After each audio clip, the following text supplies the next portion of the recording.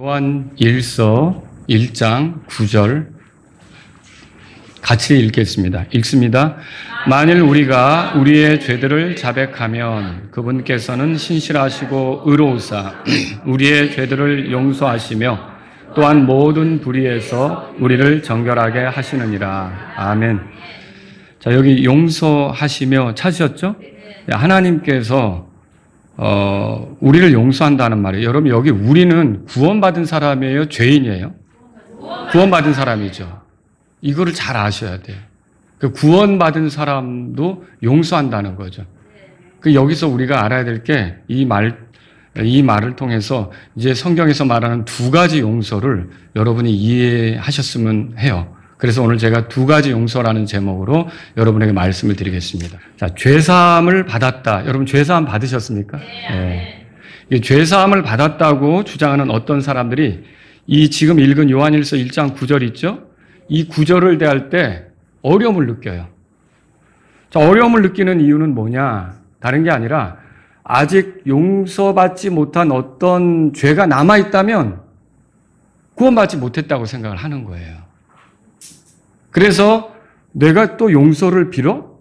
그러면 내가 죄가 있다는 뜻이고 내가 죄가 있다면 구원을 못 받은 거네? 그래서 이 말 앞에서 굉장한 혼동을 빚으면서 이거를 제대로 이해하지 못하고 이걸 그냥 건너뛰는 경우가 있는 거죠, 여러분. 근데 그게 왜 그런 일이 벌어집니까? 그래가지고 어떤 일까지 나타나면 죄를 졌는데 죄가 없다고 끝까지 우기는 거예요. 죄를 졌으면 죄를 졌다고 시인하는 게 맞죠. 근데 나는 죄가 없다는 거예요. 그리고 왜? 죄가 있으면 지옥 가잖아요. 그러니까 죄를 져놓고도 죄가 없다 이렇게 우기면서 끝까지 나는 구원받은 사람이니까 죄 없어. 그거 나랑 상관없는 거야. 이런 식으로 한다는 거죠. 그러면 그렇게 볼 때 여러분 이게 이 요한 일서를 이해하지 못하고 이걸 잘 알지 못하기 때문에 그런 식으로 얘기를 하게 되는 거라는 거죠. 단번속죄 복음, 단번속죄가 뭐예요? 자, 우리의 죄 때문에 예수님이 계속 속죄를 합니까? 한 번이면 됩니까? 한 번이면 되죠. 이건 언제 이루어진 거예요? 네, 지금부터 2000년 전에 십자가에서 우리 죄 때문에 죄값을 지불하기 위해서 피를 흘리셨잖아요. 그리고 피가 흘려진 것을 통해 하나님은 그 피를 인하여서 우리 죄를 더 이상 보지 않게 됐어요. 그게 이제 속죄가 된 거예요. 그러니까 속죄란 말이 죄를 덮는다 그런 의미거든요. 그러면 이런 속죄는 계속 있는 겁니까? 한 번이면 됩니까? 한 번이죠. 그래서 이게 지금 가톨릭에서 우리가 미사는 그리스도의 제사예요, 말하자면. 미사라는 말 뜻이 제사를 반복하는 거예요. 근데 우리는 그 제사를 반복할 필요가 있습니까? 제사를 반복할 필요가 없죠. 예수님이 한 번 희생되신 걸로 충분한 거예요. 여러분 앞에 가보세요. 히브리서 10장 14절에 보세요. 다 같이 읽습니다. 14절 읽습니다. 이는 그분께서 성별된 자들을 뭐라고 돼 있어요? 단 한 번의 헌물로 영원토록 완전하게 하셨기 때문이라. 자, 우리를 하나님 앞에 영원히 완전하게 거룩하게 하는데 계속 예수님이 죽어야 됩니까? 아니면 한 번이면 됩니까? 단 한 번이면 된다. 단 한 번의 헌물로 그렇게 된다고 써 있어요. 그래서 18절에는 우리가 예수님이 자신을 헌물로 드렸을 때 그걸 우리가 의지하잖아요. 그럼 우리가 죄들을 사면받는 거죠? 죄들을 용서받는 거죠? 그러면 또다시 제사 드릴 필요가 있어요, 없어요? 없어요. 그래서 18절을 다 같이 읽습니다. 이제 이것들의 사면이 있는 곳에서는 더 이상 죄로 인한 헌물이 필요 없느니라. 예, 죄를 용서받기 위해서 헌물을 드릴 필요가 있어요, 없어요? 없죠. 여러분이 죄사함을 받았으면 자꾸만 그 헌물을 드릴 필요가 없는 거예요. 예수님이 자신을 헌물로 바친 거로 충분한 거예요. 그걸 우리가 단번속죄다 그래요. 단번속죄. 그럼 복음을 전할 때 단번속죄를 전해줘야 되죠? 네, 단번속죄를 전해줘야 되는 거예요. 그런데 이 단번속죄를 극단적으로 오해해가지고 어떤 생각을 하냐면 죄를 짓고도 죄를 자백하지 않으려고 하는 거예요. 죄가 없다고 주장하는 거죠. 여러분, 그러면 어떻게 되느냐? 그게 스스로를 속이는 거예요. 성경이 그렇게 말하고 있어요. 8절 보세요. 요한일서 1장 8절입니다. 8절. 자, 다 같이 8절 읽습니다. 만일 우리에게 죄가 없다고 우리가 말하면 우리는 우리 스스로를 속이며 또 진리가 우리 안에 없는 것이냐. 그러니까 죄를 져놓고 단번 속죄 받았다고 해서 죄가 없다고 주장하면 스스로를 속이는 거라는 거죠. 그 진리가 그 안에 있어요, 없어요? 없다고 성경에 말하는 거죠. 여기 우리는요, 구원받은 사람, 죄사함 받은 사람을 얘기해요? 아직 하나님의 심판 대상인 죄인을 얘기해요? 구원받은 사람을 얘기하는 거예요. 이걸 누가 썼어요? 요한이 쓴 거 아닙니까? 요한도 구원받은 사람이고 이걸 써서 읽게 하는 사람도 구원받은 사람이에요. 그럼 우리가 살아가다가 죄를 지으면 죄가 없다고 버팅기면 안 되고 죄가 있다고 인정을 하고 자백을 해야 된다는 거죠. 근데 이거를 단번 속죄했다고 죄를 덮었다고 죄 없다고 죄 져놓고 끝까지 우기면 성경은 뭐라고 말하냐? 스스로를 속이는 거다. 진리가 그 속에 있다? 없다고 말하는 거죠. 그래서 저는 오늘 이 문제에 대한 혼동을 하지 않도록 여러분에게 이것에 관한 성경이 말하는 바를 소개해 드리려고 해요. 그러니까 단번 속죄 얻었다고 하고서 죄 없다고 주장하는 사람은 무서운 사람이에요. 그 성경을, 그래서 요한일서를 대할 때마다 불편하겠죠. 요한일서를 읽고 싶겠어요? 요한일서는 건너뛰려고 하겠죠. 이거 왜 이렇게 돼 있지? 죄를 자백하라고? 용서 받아야 된다고? 이거 왜 이렇게 써 있지? 자, 여러분과 제가 알아둘 게 첫 번째로요. 성경 기록이 말하는 용서에는 크게 두 가지가 있어요. 두 가지. 그걸 생각하셔야 돼요. 이게 뭐냐면 하나는 죄인이 하나님과의 관계를 형성하도록 하기 위해서 필요한 용서예요. 그러니까 죄인은 죄가 있잖아요. 죄는 하나님을 대적하는 거잖아요. 그 죄를 가지고서 하나님 앞에 나간다? 하나님이 그걸 그 죄 가운데 있는 그 죄인을 그대로 받으실 수는 없죠. 그 사람의 죄가 먼저 해결돼야 되잖아요. 그래서 그 사람에게는 하나님으로부터 죄를 용서받는 게 필요한 거예요. 이렇게 해서 하나님과의 관계, 그건 무슨 관계냐? 사실 부자지간이 되는 거죠. 적대 관계를 청산하고 하나님을 아버지라고 부를 수 있는 관계가 되는 거죠. 이런 관계를 형성하기 위해서 필요한 용서가 있는 거예요. 이거를 우리가 죄인으로서 받는 용서, 그렇게 말할 수가 있죠. 근데 그것만 있는 게 아니에요. 그러면 하나님의 아들이 됐죠. 하나님하고 부자지간이 됐단 말이에요. 그러면 그 부자지간도 불편한 부자지간이 있고 좋게 잘 지내는 부자지간이 있잖아요. 이런 좋게 잘 지내는 아버지와 아들 관계가 되도록 하기 위해서 필요한 용서가 있다는 거예요.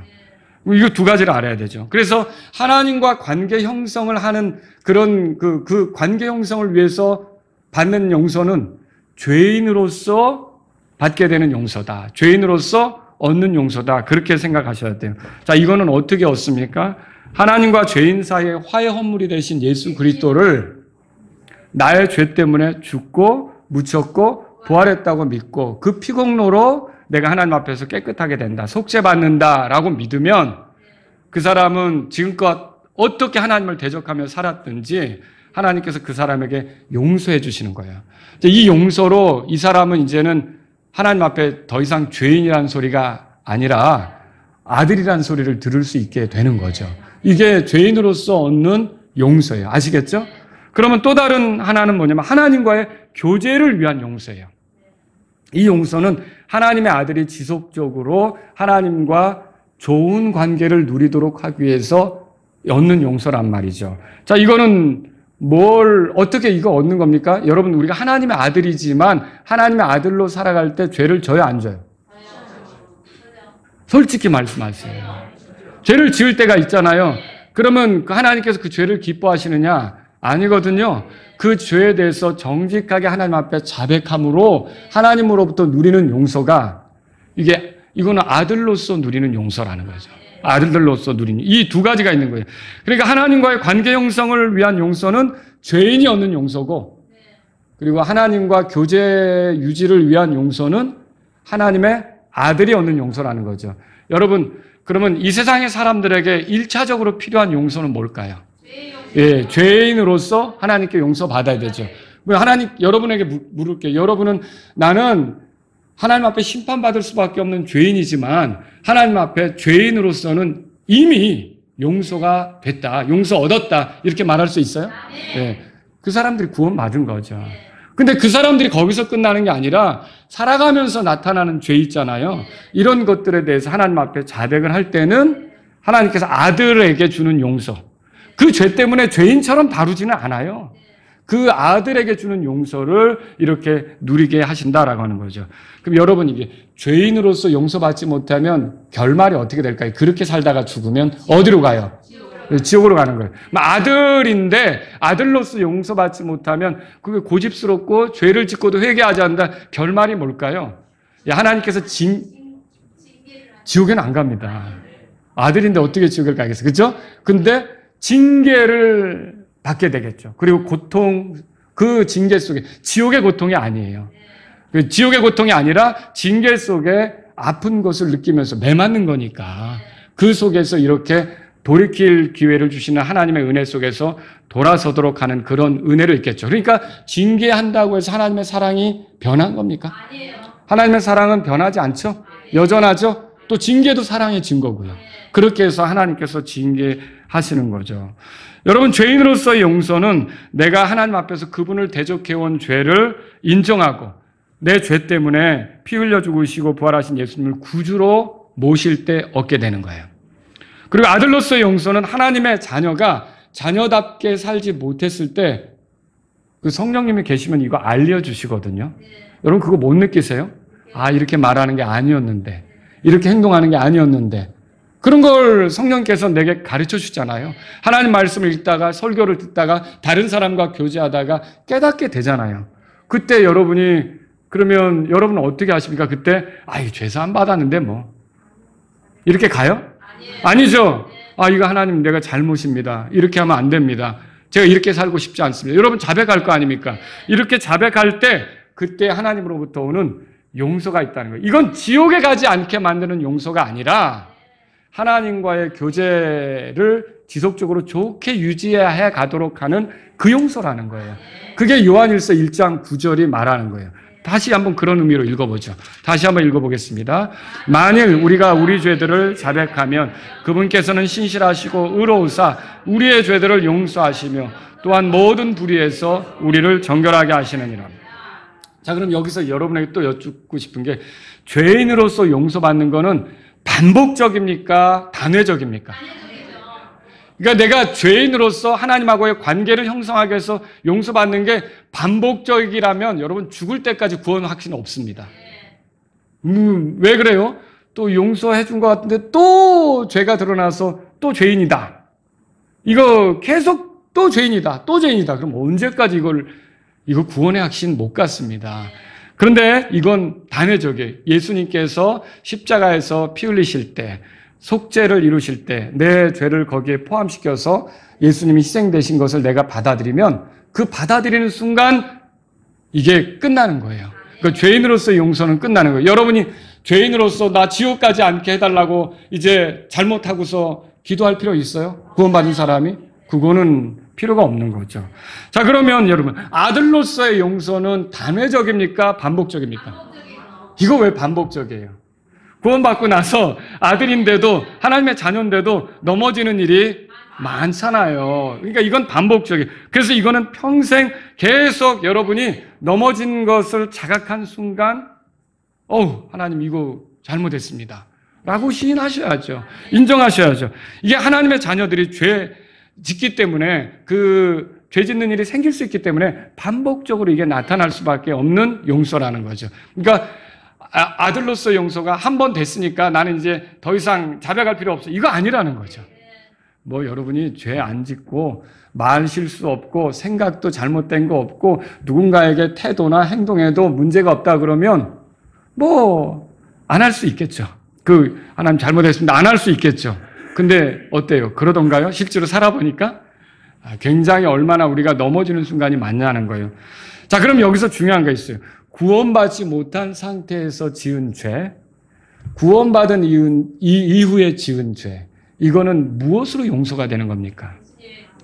이게 구원받기 전이나 구원받기 후나 다 예수님 피로 여러분이 용서되는 거예요. 여러분 이거 아시겠죠?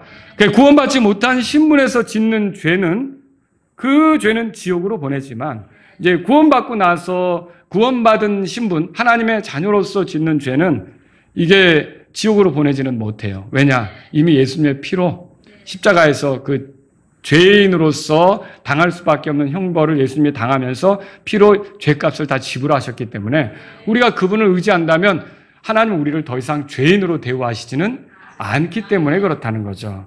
그래서 이미 다 죄값은 지불된 거고 모든 죄들은 엄밀히 말하면 용서된 건데 그럼에도 불구하고 죄가 드러나잖아요.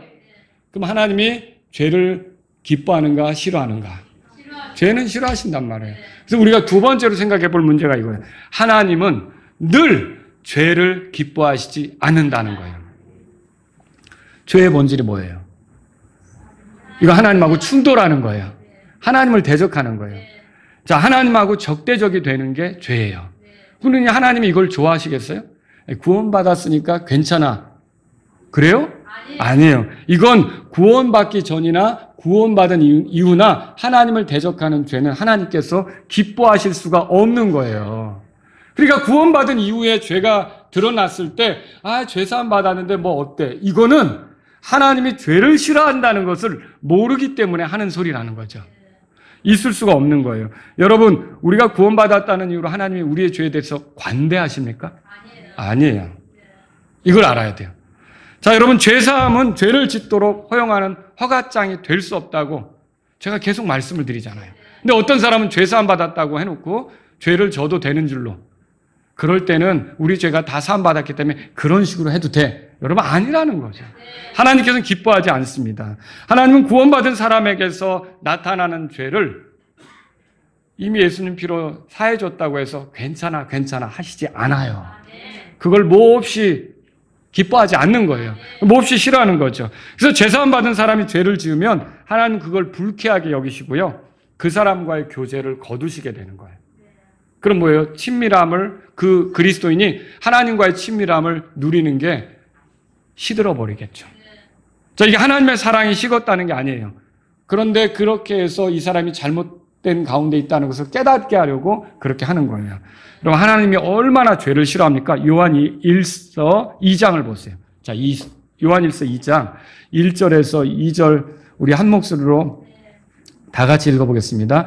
나의 어린 자녀들아, 내가 이것들을 너에게 쓰는 것은 너희가 죄를 짓지 않게 하려 함이라.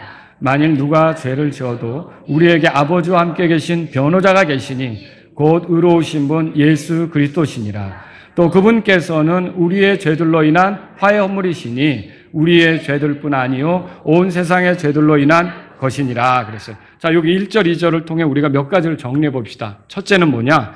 하나님의 뜻은 자신의 자녀들이 죄를 짓지 않는 거예요. 이거 그렇게 써 있죠? 내가 이걸 너희에게 쓴 것은 너희가 죄를 짓지 않게 하려 함이라. 그렇게 써 있잖아요. 하나님의 뜻은 뭐예요? 우리가 거룩하게 사는 거예요. 죄사함 받았다고 죄 가볍게 여기면 안 된다는 거죠. 죄 짓지 않는 거, 거룩하게 사는 걸 원해요. 그래서 하나님의 자녀가 죄 짓는 것을 하나님은 기뻐하시지 않습니다. 그래서 우리 안에 누구를 두시는 거예요? 성령님을 두시죠. 성령님의 다른 이름이 뭐예요? 거룩한 영이죠. 이 거룩한 영에 의해서 우리가 거룩한 영을 따라 거룩하게 살아가길 바라는 거죠. 근데 여기 이제 두 번째 걸 생각해 봐야 돼요. 하나님의 뜻은 우리가 죄를 짓지 않는 건데, 그럼에도 두 번째로 하나님의 자녀 역시 죄를 지을 수 있습니까? 네, 하나님의 자녀가 죄를 지을 수 있죠. 이건 뭐 여러분 얘기가 아니라 저도 보니까 벌써 30년 넘게 예수님 믿는 생활을 했지만 그 죄를 짓는 순간이 있더라고요. 자, 그런데 보세요. 그래서 여기 2장 1절에 만일 누가 죄를 지어도 이 말이 나온 이유가 그리스도인인데 하나님의 자녀인데 죄를 지을 수 있다는 거죠. 이런 경우는 어떤 경우예요? 성령님을 따르지 않고 육신을 따른 거예요. 그죠? 예, 하나님의 말씀을 따르지 않고 내 생각대로 움직이려고 한 거죠. 이럴 때는 죄를 지을 수가 있어요. 그래서 하나님의 자녀도 얼마든지 죄를 지을 가능성이 있다는 거예요? 없다는 거예요? 있다는 거죠. 있다는 걸 얘기하고 있어요. 세 번째로 생각해 보죠. 그럼 만일 하나님의 자녀가 죄를 짓는다면 그때 그가 기억해야 될 분은 누굽니까? 변호자라고 써 있죠. 그래서 여기 보면 만일 누가 죄를 지어도 우리에게 아버지와 함께 계신 뭐라고 돼 있어요?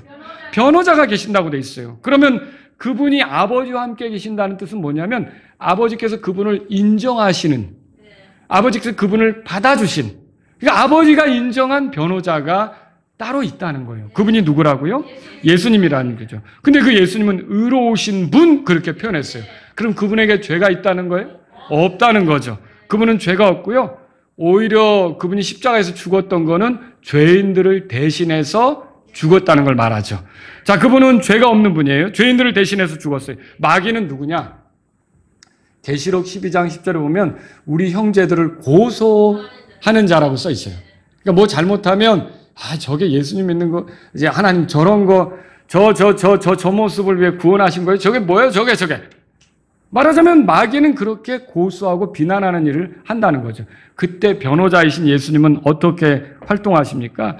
우리 죄 때문에 자신이 피 흘리셨고 화해 헌물이 되셨고 또 우리가 그분을 믿었기 때문에 우리의 죄에 대해서는 물을 게 없다. 심판 받을 것도 없다. 왜? 예수님이 대신 심판당하셨기 때문에 그렇게 해서 우리 편에서 변호를 하신다는 거죠. 자, 여기서 의로우신 분 예수 그리스도라는 말에 여러분이 주목하셔야겠습니다. 예수님은 의로운 자로서, 여기서 중요해요.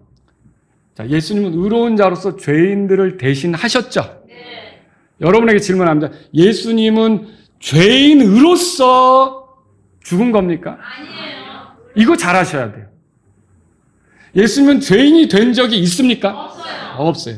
예수님이 십자가에서 죽은 것은 의로운 자로서 그래서 죽기까지 순종하셨다. 십자가에서 죽으면 그렇잖아요. 그럼 죽을 때까지 예수님에게 죄가 있는 거예요? 없는 거예요? 없는 거예요. 예수님은 죄인으로 죽은 게 아니에요. 어떤 사람은 죄인으로 죽었다고 생각하는데 죄인 취급을 받아서 그러니까 내가 받아야 될 그 대우를 죄 없는 예수님이 대신 받아서 죽은 거예요. 여러분 아시겠죠? 그러니까 예수님은 죄인인 적이 없어요. 이거 잘못 생각하면 안 돼요. 예수님이 죄인으로 죽었다. 이건 큰 문제입니다. 예수님은 그럼 마귀가 기뻐하는 거죠. 예수님이 죄인이 됐다면 그럼 죽으면 부활합니까? 안 되죠. 죄의 삭은 사망인데. 근데 예수님은 죄인인 적이 없이 우리 때문에 우리 대신 정죄를 받으면서 죄인 취급을 받으면서 죽은 거예요. 그래서 이걸 알아야 돼요. 그러면 반대로 여러분 우리는 어때요? 원래 우리가 의로운 사람들입니까? 아니에요. 로마서 3장에 보면 의인은 없나니 한 사람도 없다 그랬죠. 그럼 우리가 의인입니까? 아니에요. 그럼 우리가 구원받는다고 할 때 잘 생각해 보세요. 진짜 우리가 우리 힘으로 의로운 존재인가? 아니에요. 우리가 의인이 맞아요? 네.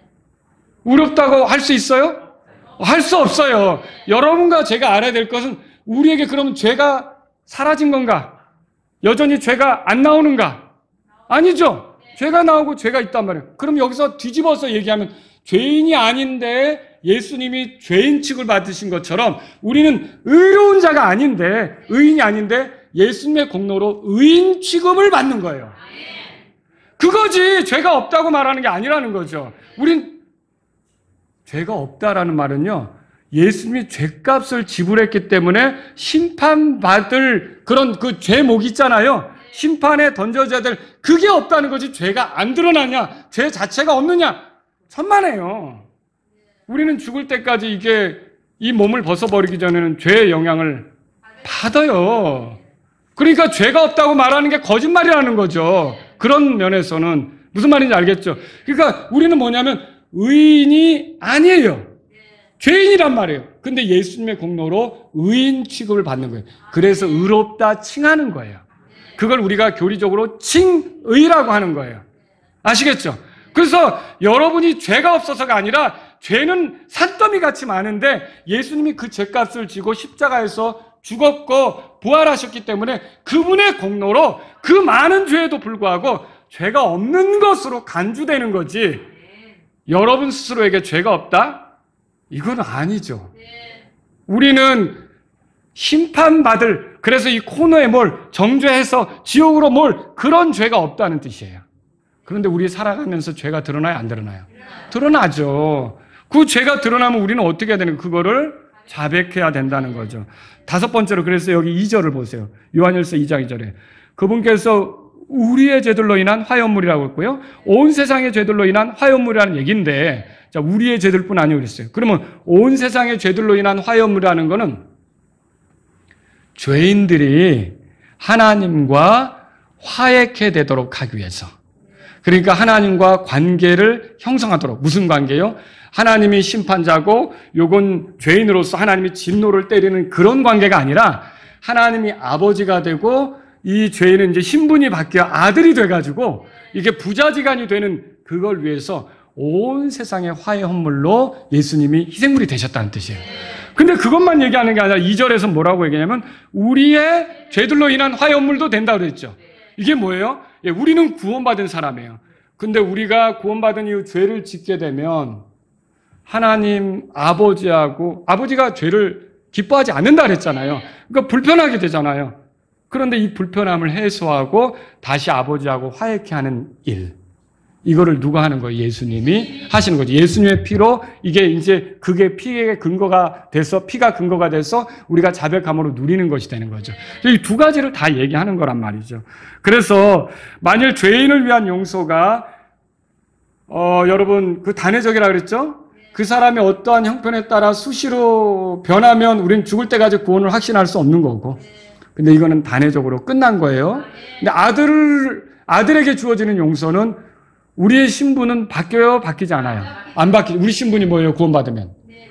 죄인이에요? 하나님의 아들이에요? 하나님의 아들이죠. 이 신분이 바뀌어요? 안 바뀌죠. 근데 아들인데 아들다움냐 아들답지 않느냐 이 선택은 바뀔 수 있잖아요. 이 아들답지 못하면 하나님이 기뻐하시지 않잖아요. 그거를 해소해 줄 수 있고 다시 하나님과 좋게 그 교제가 회복이 되게 이렇게 해주는 게 우리가 반복적으로 자백하면서 얻는 용서란 말이죠. 아시겠죠? 그걸 우리가 정리해야 돼요. 자, 그래서 여러분과 제가 알아야 될 게 우리의 죄들을 자백하면 결국은 하나님 아버지하고 교제가 더 좋게 되잖아요. 거룩한 생활이 나오는 거예요. 요한일서 1장 9절을 보세요. 만일 우리가 우리 죄들을 자백하면 그분께서는 신실하시고 의로우사 우리 죄들을 뭐라 그랬어요? 이 용서도 예수님 피로 이루어지는 거예요. 말하자면. 왜냐하면 1장 7절에 가보세요. 1장 7절. 그러나 만일 그분께서 빛 가운데 계신 것 같이 우리가 빛 가운데 걸으면 우리가 서로 교제한다고 돼 있죠. 이건 죄사함 얘기가 아니라 교제 문제를 얘기하는 거예요. 말하자면 엄밀히 말하면. 근데 하나님하고 우리가 좋게 교제하는 거 그 근거도 예수님 피에 있는 거예요. 왜냐하면 그분의 아들 예수 그리스도의 피가 뭐라고 돼 있어요? 모든 죄에서 우리를 정결하게 하시기 때문에. 근데 이 빛 가운데 걸으면 교제가 있는 건데 우리가 하나님은 빛이신데 어둠 속에 있다? 그럼 교제가 되는 거예요? 안 되는 거죠. 그럼 어둠 속에 있다면 우리가 어떻게 해야 돼요? 하나님 앞에 죄를 자백해야 되는 거죠. 그럼 그때 자백하면 9절의 말씀처럼 그분은 신실하시고 의로우사 우리 죄들을 뭐예요? 용서하셔요. 그 다음에 나온 게 뭐예요? 모든 불의에서 우리를 정결하게 하신다. 이게 정결하게 하신다. 이게 뭐예요? 더러운 데서 우리를 깨끗하게 하신다는 건데 결국은 뭐냐? 더러운 삶의 습관으로부터도 우리를 벗어나게 하실 수 있다는 거예요. 이 성화의 삶이 가능하다는 거죠. 그래서 이게 그냥 단번속죄 죄사함 받았다고 하면서 죄자백을 안 하는 사람들, 그 또 다른 용서가 있다고 생각을 못하는 사람들은요, 성화를 믿질 않아요. 성화에 대해서 불편하게 생각해요. 근데 여러분이 거룩하게 살아가는 거, 주님을 닮아가는 거, 주님을 만날 때까지 그렇게 살아가는 게 성화잖아요. 자, 이 성화의 능력도 결국은 우리 안에 계신 성령님을 통해, 말씀을 통해 이게 우리에게 이루어지는 거 아닙니까? 근데 그렇다면 우리가 그런 삶을 살아야 되는데 죄를 져놓고도 뻔뻔하다. 그러면 여기서 불의에서 정결하게 되는 경험을 못하는 거죠. 그렇지만 죄를 자백하면 이게 보세요. 내가 이게 잘못인 걸 알아요. 그리스도인이 술 먹는 버릇이 있어요. 그럼 돼요? 안 돼요?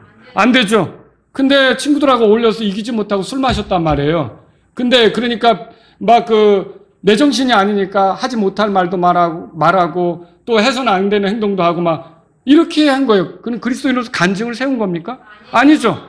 근데 이게 깨고 나고 보니까 내가 그렇게 했네?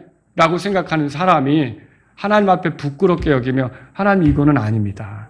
내가 어떻게 하면 여기서 자유롭게 되겠습니까? 주님이 나를 죄에서 건지셨다면 이 술에서도 건져주십시오. 주님 난 벗어나고 싶습니다. 이 원함이 있어야죠. 이 갈망이 있어야죠. 근데 그 사람이 또 넘어졌어요? 그런데 또, 아버지 이게 뭡니까? 이게 한 번도 아니고 또. 그런데 하나님께 자백을 했어요. 근데 하나님하고 좋은 관계가 됐죠. 또 넘어졌어요. 또 그 한 잔을 못 부리치고 또 넘어졌어요. 그러면 또 아버지 돌아오면서 친구들하고 헤어지면서 이건 아닌데. 아버지. 이렇게 하겠죠. 자, 그게 반복이 된다고 생각해 보세요. 어느 때는 가슴을 찢는 아픔이 나오겠죠. 그렇죠? 막 내 자신이 역겹겠죠. 하나님이 구원해 주셨는데 이게 뭔가?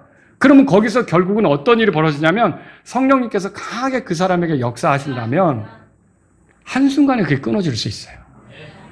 근데 뭐가 문제냐면 그렇게 하면서도 그게 잘못인 것을 어차피 주님이 용서하셨는데 뭐. 그래서 그걸 싫어하지 않는다? 그것을 자백하지 않는다? 그럼 거기서부터 벗어날까요? 그 불의에서 정결하게 되는 일이 없다는 거예요. 여러분은 계속적으로 뭔가 하나님이 기뻐하지 않는 것이 나올 때마다 하나님 편에 서서 이거 잘못입니다. 하나님 이거 좋아하지 않는데 내가 이렇게 했어요. 라고 할 때 여러분이 점점 하나님께 맞춰지는 삶이 나올 수 있다는 거예요. 그래서 그리스도인은 자백을 해야 되는 거예요. 죄인으로서의 용서는 단회적이지만 하나님의 아들로서의 이렇게 용서는 반복적으로 누릴 수 있다는 것을 알아야 돼요. 예를 들어 볼게요. 그래서 여러분 마태복음 6장에 가보세요. 여러분이 이 원리를 정리하면 이 제가 드린 말씀을 이해한다면 앞으로 성경을 볼 때 이게 뭘 얘기하는지 알게 돼요. 근데 제가 보니까 어디서 죄사함 단번 속죄만 들은 사람은 용서만 나오면 모두 다 거기다 맞추는 거예요. 그거 무슨 뭐에 맞추냐면 죄인으로서의 용서에만 맞춘다는 거죠. 근데 성경에서 말하는 용서가 죄인으로서의 용서만 있는 거예요? 아니에요. 아들로서의 용서도 있다 그랬잖아요. 근데 이게 아들로서의 용서를 못 보니까 전부 다 죄인으로서의 용서로만 성경을 보니까 이게 답답하다. 이게 뭐지? 막 이렇게 혼란이 오는 거죠. 여러분 마태복음 거기 찾으셨으면 6장을 보세요. 6장. 자, 마태복음 6장 14절 다 같이 함께 읽어보겠습니다. 이는 너희가 만일 사람들에게 그들의 범법들을 용서하면 너희 하늘 아버지께서도 너희를 용서하실 것이기 때문이라. 자, 여기 하늘 아버지께서 너희를 용서하신다고 할 때 용서는 이제 대답해 보세요. 여러분이 제 설교를 들었으면 이게 죄인으로서 받는 용서입니까? 하나님의 아들로서 받는 용서입니까? 여러분 그렇게 이해하시겠어요? 이게 왜 그렇죠? 이게 죄사함 그거 얘기하는 게 아니라고요. 삶이 틀어진 거에 대해서 용서하는 거라고. 그리고 여기 보세요. 14절에 하늘 아버지께서 그랬잖아요. 그럼 하나님의 자녀들에게 하는 말이죠. 하나님의 자녀들이 누리는 용서는 이게 처음에 단회적으로 받는 죄사함 그게 아니라는 거예요. 알았죠? 이게 그게 아닌 거예요. 이건 반복적인 용서, 아들로서의 용서를 말하는 거죠. 그리고 여기 너희는 또 믿는 사람이 마태복음 5장, 6장, 7장은 예수님을 믿는 제자들에 대해서 하는 말 아닙니까? 그러면 하나님의 자녀들에 대한 용서죠. 그럼 이거는요, 이제 죄사함 받아서 죄인으로서 용서받고 하나님의 자녀가 된 그 용서예요? 마태복음 6장 14절의 용서가? 그거 아니라는 거예요.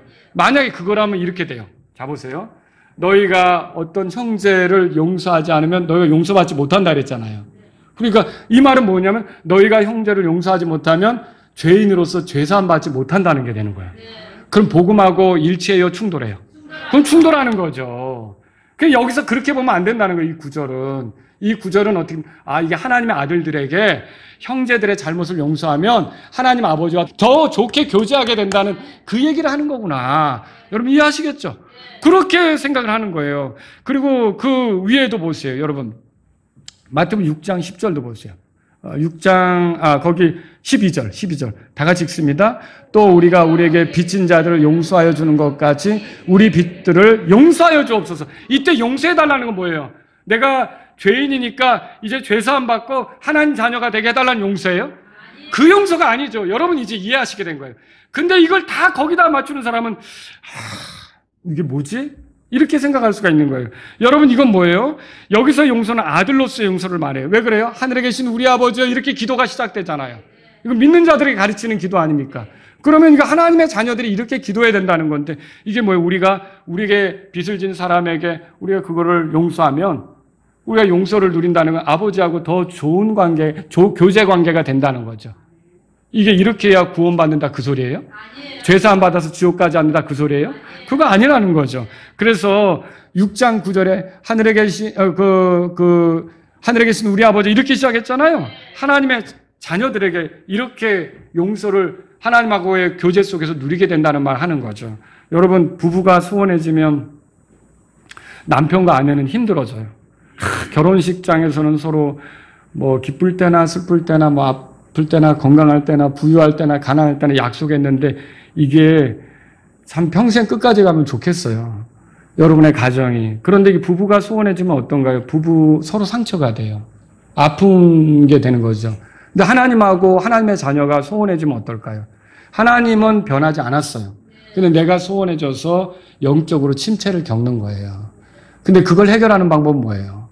내가 하나님이 기뻐하지 않는 걸 품고 하나님을 가까이 하려고 하면 하나님이 그걸 좋아하시냐는 거예요. 아니죠. 그 하나님이 기뻐하지 않는 걸 내가 자백해야죠. 내려놔야죠. 그때 하나님하고 좋게 교제가 더 좋게 이렇게 풍요롭게 된다는 거죠. 요한복음 13장도 보세요. 요한복음 13장.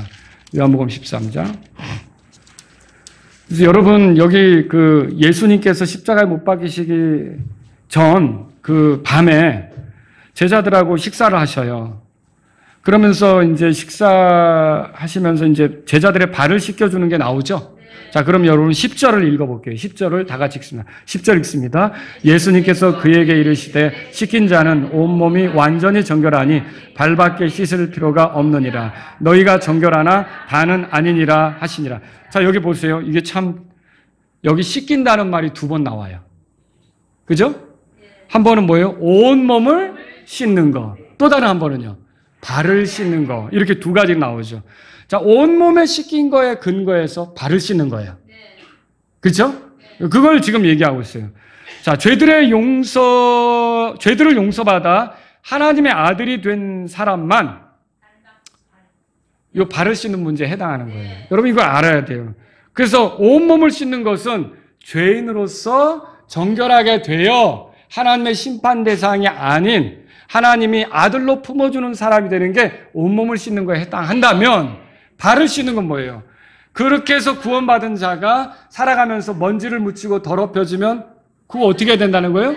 예, 그 발만 씻는 것처럼 그렇게 씻어야 된다는 거죠. 그 2가지 용서가 다 나오잖아요. 2가지 정결하게 되는 게 다 나오잖아요. 근데 이거가 잘 못 되면 죄사함 받았으니까 발 씻을 필요, 베드로도 그랬어요. 어떻게 주님이 내 발을 씻기느냐고. 근데 이거 안 하면 상관없는 거라 그랬잖아요. 그러니까 또 목욕도 해달라고 또 이미 온몸을 씻은 거는 발만 씻으면 된다고 알려주잖아요. 여러분 여러분 하나님의 자녀예요? 여쭤볼게요. 하나님의 자녀 맞아요?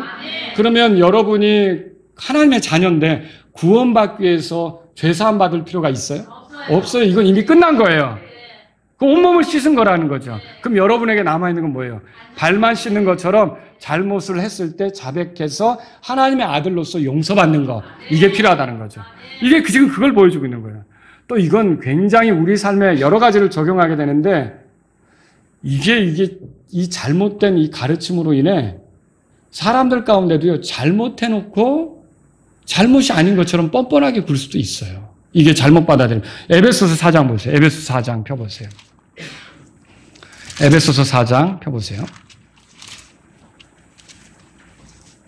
만일 우리가 받는 용서가 죄사함이 전부다. 다른 용서는 없다. 그러면 이런 말씀들을 우리가 실행하기가 어려워요. 그래서 보여드리려고 하는 거예요. 자, 그러면 4장 32절 다 같이 읽습니다. 또 하나님께서 그리스도로 인하여 너희를 용서하신 것 같이 너희는 서로 용서하고 서로 친절히 대하며 부드러운 마음을 품으라. 자, 하나님이 너희를 용서하신 것 같이 너희도 서로 용서하래요. 근데 여러분 이게 만약에 죄사함으로 받은 용서밖에 없다 그러면 용서할 필요가 없게 돼요. 다른 사람에게. 왜냐? 그게 전부라면 그 사람은 이제 하나님이 이미 용서했기 때문에 내가 용서하고 자시고 할 게 없어요. 이미 그 사람이 용서받은 건데 그러면 그것만이 전부라면 용서해 주라고 안 하죠. 너희는 용서할 필요가 없다. 왜? 내가 다 용서했으니까. 그렇게 되겠죠. 근데 잘못한 사람에서 뭐라고 말해요? 용서하라고 얘기하죠. 그럼 뭐예요? 비록 네 형제가 하나님 앞에 죄사함을 다 받았어도 잘못이 드러났을 때 잘못을 인정하면 너도 용서하라는 거죠. 그게 뭐예요? 바로 서로 발을 씻겨주는 거에 해당하는 거라는 거예요. 여러분 이해하시겠죠? 그래서 이거를 우리가 알 수 있어야 돼요. 그리고 또 여러분 골로새서 3장으로도 가보세요. 골로새 3장 보세요. 골로새 3장 거기도 그렇게 발견할 수가 있죠. 골로새 3장 13절입니다. 다 같이 읽습니다. 누구와 다툼이 있거든 서로 용납하고 뭐라고 돼 있어요? 서로 용서하되 그리스도께서 너희를 용서하신 것까지 너희도 그렇게 하라. 그러니까 이게 무서운 게 뭐냐면 내가 어떤 잘못을 누군가에게 했어요. 근데 그 사람은 그것 때문에 큰 상처가 됐어요. 근데 그걸 내가 알고 있어요. 근데 그 사람은 그것 때문에 끙끙거리고 나에게 거리를 두고 있고 이렇게 힘들어한단 말이에요. 그러면 근데 내가 죄사함 받았어요. 내가 죄 용서를 받고 하나님의 자녀가 됐단 말이죠. 근데 내가 그 사람에게 잘못한 것도 용서됐겠죠? 하나님이 그것 때문에 나를 지옥에 넣겠습니까? 아니죠? 근데 그 사람은 상처가 됐어요. 그러면 혹시 그 사람을 하나님께서 대면하게 하신다면 나는 어떻게 할까요? 당신이 용서하든 말든 나는 이미 죄사함 받았으니 상관없다. 이거 맞아요? 무서운 얘기를 하는 거죠. 이거는 그러니 내가 하나님 앞에 죄사함을 받았어도 이게 우리가 자녀로서 잘못 산 거 혹은 드러난 것이 있다면 어떻게 되는 거예요? 미안하다. 왜 미안하단 말을 그렇게 못하는 거예요? 이게 잘못된 복음을 받아들이면 미안하단 말도 어려운 거예요. 여러분 미안하단 말을 왜 그렇게 못하는 거예요? 내가 상처 주고 잘못했으면 돌이켜보면 하나님이 기뻐하시지 않는다 그러면 나는 그 사람에게 죄사함 받았으니 뭐 없는 걸로 치지. 이게 맞아요? 아니죠. 마음을 아프게 해서 미안하다. 그렇게 살아서 미안하다. 그렇게 하는 것이 아니었는데 얼마나 상처가 됐을까? 내가 잘못했다. 이 말을 할 수가 있어야 되는 거죠. 근데 이게 죄사함 용서가 전부라고 믿으면 이걸 못해요. 이거 하기가 어려운 거예요. 그냥 내가 하나님이 나 용서해 주셨는데 이게 올바른 복음이냐는 거예요. 여러분 이거 아니라는 거예요. 그래서 여기 그렇게 얘기하는 거죠. 야고보서 5장 16절에도 뭐라고 말해요? 너희 잘못을 서로 고백하라 그렇게 해요. 하나님께도 고백하지만 사람에게도 고백해야 되는 거죠. 이게 내가 용서받을 죄가 없어. 나는 다 끝났어. 십자가에서 다 끝났어. 죄사함 받았어. 하나님이 나를 완전히 용서했어. 이렇게 하면서 잘못이 드러나잖아요. 그렇지만 나는 죄가 없어. 하나님이 다 용서한 거야 이미. 난 죄가 없어. 이렇게 주장하는 사람은요. 다른 사람에게도 죄를 자백할까요? 하나님께도 자백하지 않는 죄를 다른 사람에게 할까요? 슬쩍 넘어가죠. 구렁이 담 넘어가듯 넘어가죠. 이게 잘못된 복음을 받은 경우에 나타나는 현상이라는 거예요. 그건 복음도 아니고요. 바울이 그런 복음 전하는 게 아니에요. 여러분, 너희 잘못을 서로 뭐라고 했어요? 자백하라. 하나님께도 자백해야 되지만 내가 남편으로서 아내에게 잘못했다. 아내에게 미안하다. 내가 그렇게 말하는 게 아닌데 나도 그냥 그 당시에 너무 흥분해서 그렇게 했는데 내가 잘못했다. 용서해달라. 할 수 있죠. 우리 아이들에게도 내가 상처를 줬다. 야, 아빠가 너희들에게 그렇게 행동을 보이면 안 되는데 너희들 그때 아빠의 모습을 보고 당황했지. 미안해. 그런 보는 보이면 안 되는 건데 아빠가 미안했어. 얘기할 수 있죠. 근데 여기 죄사함 다 받았으니까 무슨 자백은 뭐 이미 다 끝났는데. 여러분 맞아요? 이거는 그런 식으로 이렇게 그러니까 사람의 삶은요. 교리가 어떠냐에 따라 행동이 나와요.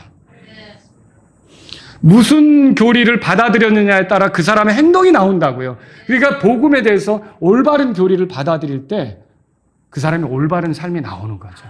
근데 이게 비스무리한 거, 바울이 전하지 않은 거, 그리고 자기들이 좋은 것만 쏙 뽑아낸 거, 이런 것만 취하는 그런 식의 복음은 진짜 복음도 아니고 사람을 더 망치는 거예요. 바리새인 같아요. 바리새인은 어때요?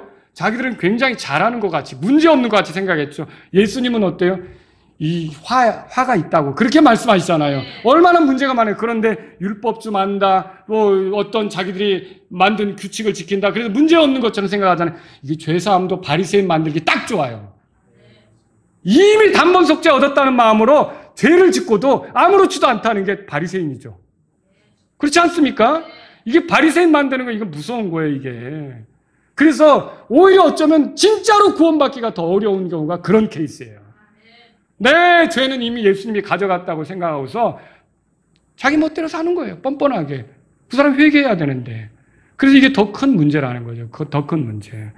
여러분, 오늘 제가 이렇게 여러분에게 이 말씀을 드린 이유는 하나님께 우리가 죄들을 용서받아서 하나님의 아들이 됐다면 하나님의 아들답게 살아야 되는 게 맞고 하나님의 아들다운 삶이 드러나지 않으면 어떻게 되는 거예요? 하나님 앞에 정직하게 자백하고 그래서 하나님의 용서를 구하고 용서를 얻고 이렇게 하면서 우리가 하나님과 더 좋은 교제 속에 들어가는 게 맞잖아요. 근데 죄사함 받았다고 하면서 자백도 못하고 하나님께도 못하고 다른 사람에게도 못하고 이건 아니라는 거죠. 아시겠죠? 자, 여러분이 구원받지 못했다면 정직하게 자기가 죄인임을 인정하고 여러분의 죄 때문에 죽으시고 부활하신 예수님, 십자가에서 피 흘리셔서 여러분을 대신해서 이렇게 희생물이 되신 그 예수님이 여러분을 위해 속죄를 주셔서 여러분이 깨끗하게 된다는 걸 하나님의 약속이거든요. 이걸 믿고 여러분이 구원 받으시기 바랍니다. 이걸 믿을 때는 하나님께서 믿는 사람을 용서해 주세요. 그러니까 죄인으로서 용서받게 된다는 말이죠. 그래서 예수님을 구주로 받아들이시고 이렇게 용서받을 때는 여러분이 지옥 가지 않고 하나님의 자녀가 되고 하늘나라에 들어갈 수 있게 된다는 걸 기억하시기 바랍니다. 그리고 여러분이 구원받았다면 죄사함 받았다는 이유로 죄가 드러났는데도 죄 없다고 우기면 안 된다는 거예요. 정직하게 죄를 자백하셔야 돼요. 그 반복적인 용서, 아들로서의 용서, 하나님과의 교제를 누리게 하는 그런 용서를 여러분이 얻기를 원한다면, 그런 것이 필요하다면, 하나님하고 더 아주 그 가까운 관계로서 이렇게 내가 그런 것들을 임재를 느끼면서 살기를 원한다면 내 잘못에 대해서 자백하며 갈 수 있기를 바랍니다. 그리고 우리가 구원받았다면 누군가에게 잘못했을 때 죄사함 받았다는 이유로 그냥 넘어가면 안 돼요. 단번 속죄는 이게 단번 속죄를, 이게 좋은 진리예요. 단번 속죄가 우리가 뭐 할 게 없잖아요. 완전히 한 번으로 끝났잖아요. 근데 이거 잘못 받아들인 사람들은 어떻게 됐냐? 자기가 잘못해놓고도 죄 없다고 하면서 미안하다 소리를 안 해요. 다른 사람에게 미안하다 소리를 안 하는 거죠. 잘못했으면 우리 어떻게 해야 돼요? 미안하다 소리를 해야죠. 미안하다 소리를 해야 돼요. 죄를 자백할 줄 아는 거, 죄에 대해서 부끄러워할 줄 아는 거, 미안해하는 것이 하나님 앞에서 거룩한 생활의 첫걸음이에요. 이게 성화의 삶의 첫걸음이죠. 서로 잘 지내는 길이죠. 부부간에도요, 내가 하나님이 나의 죄 사해 줘서 내가 하나님의 아들 된 거 맞지만 하나님의 아들답게 살지 못해서 내 아내에게 잘못했다. 그러면 나는 어떻게 해야 됩니까? 아, 여보, 내가 이렇게 하는 거 아니었는데 미안했어. 많이 마음이 힘들었지. 그간 얼마나 힘들었을까? 내가 고집 피우면서 이래가지고. 여보, 미안하오. 여러분, 이게 어려운 거예요? 이거 할 수 있는 거죠. 이거는 우리가 하나님의 아들로서 아들답게 살아가기 위해서 필요한 거라는 거죠. 이게 그래서 우리가 다른 사람에게도 잘못한 거 있다면 부모 자식 간에도 그렇고 또 부부 간에도 그렇고 친구 간에도 그렇고 잘못한 것이 있다면 여러분들이 그거를 내가 죄사함 받았는데 뭐 굳이 얘기해야 되나? 아니요. 우리가 하나님의 자녀답게 미안합니다.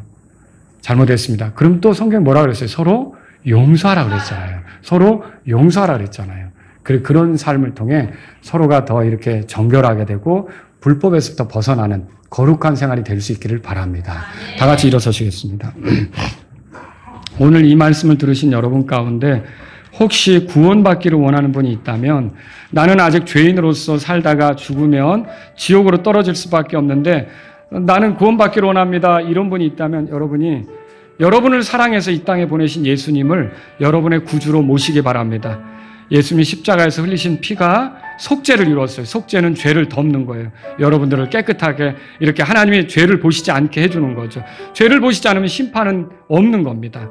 자, 이런 하나님의 사랑을 믿고 예수님을 구주로 받아들이시기 바랍니다. 여러분이 구원받았다면 하나님의 아들답게 살고 싶습니까? 하나님 아버지, 제가 하나님의 아들 맞습니다. 내 나머지 삶은 하나님의 아들답게 살기를 원합니다. 혹시라도 성령님께서 제가 잘못하는 걸 가르쳐 주신다면 바로바로 자백하면서 거룩한 생활을 하길 원합니다. 하나님과 늘 가까운 동행하는 삶을 살기 원합니다. 이런 분이 있다면 이 시간 주님 앞에 나아가십시오. 하나님 아버지, 주님은 나에게 이렇게 귀한 용서를 주셨는데 내가 죄사함 받았다는 이유로 다른 사람에게 잘못해놓고도 뻔뻔하게 가지 않고 자백하며 용서를 누리고 또 용서해 줄 수 있는 그런 사람이 되기를 원합니다. 이런 분이 있다면 이 시간 주님 앞에 나아가십시오.